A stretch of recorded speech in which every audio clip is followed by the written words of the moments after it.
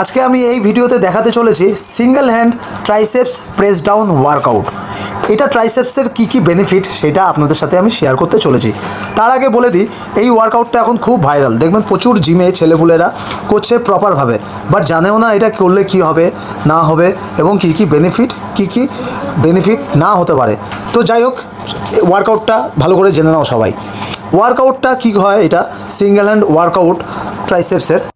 Single hand press down tricep পেশিকে আলাদা করে টার্গেট করে, মানে এক কথা বলা যায় আইসোলেশন ওয়ার্কআউট ফর ট্রাইসেপস।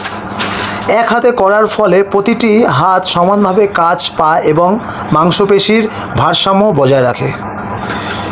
দ্বিতীয়ত, পেশির সংযোগ মানে মাইন্ড মাসেল কানেকশন বাড়ায়।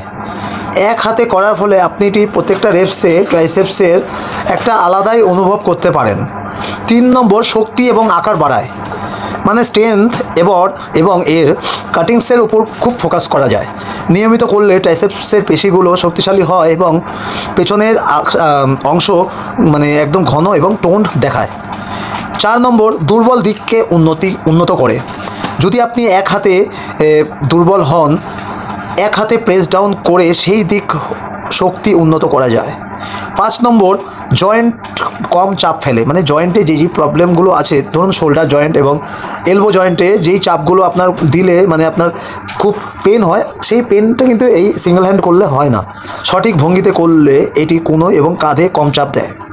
এবার কিভাবে করতে হয় সেটা নিয়ে আপনাদের বলছি, যেটা বলা হয় টিপস। ধীরে ধীরে মুভমেন্ট করুন, হঠাৎ ঝাঁকুনি দেবেন না। কোনোই শরীরের পাশে স্থির রাখুন।